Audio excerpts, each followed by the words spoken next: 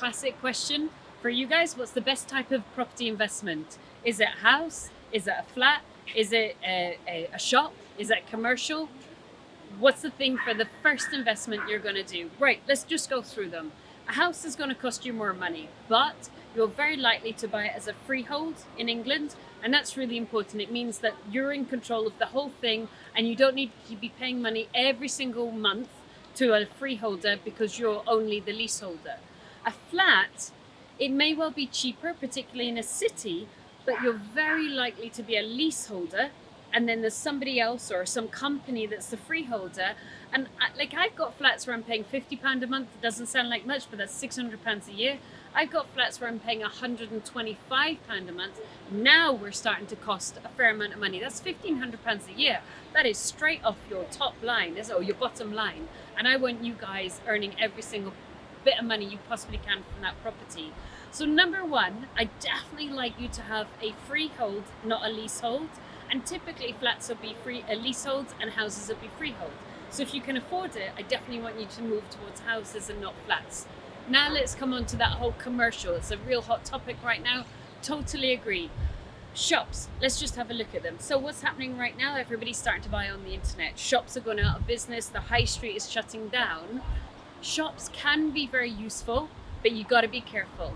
First, the classification of the shop. If you're buying a fish and chip shop, that kind of thing, you're unlikely to be able to get mortgages. Insurance is going to be very difficult. And secondly, is the demand there for you to have a tenant? So on the plus side, it's going to have full repairing and insuring, which means the person moves in, they have to give you back the property in identical condition as when they moved in. The downside is, what if they go out of business? So with shops, you get very long delivery of rent income when they're in business, but there are much longer void periods when people are out of business. So I don't think that shop is a great opportunity for the very first property that you're going to buy. However, one more thing with shops that you can do, people are moving the shop forward, reducing down the size of the shop, which allows shopkeepers who are maybe beginner shopkeepers to not pay a rateable value. And they can occasionally do developments at the back of the shop, put a little one-bed flat at the back of the shop, just depending on the situation. So that's a lovely development opportunity, but that is not for your very first project. That's architects, that's planning consultants, that's rateable value, that's full repairing leases. Oh my goodness. So let's just go back. We got flats, we got houses, we got shops. For me, for you, for your very first project, it's either a small flat that is a freehold or a small house that is a freehold.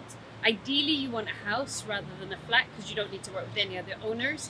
And then what I want you guys to do is make sure it's 10% yield, or if it's a buy to sell, 20% markup for sale.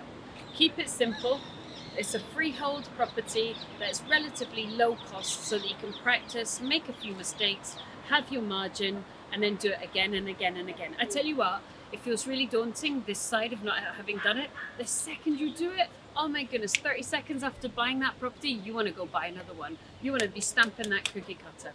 So freehold, small investment, go again and again and again with 20% markup. That's my advice to you. Critical question and a free checklist over here. How to figure out what price to offer in a property deal. I have a checklist written for you. Tick it off, get the job done. Download it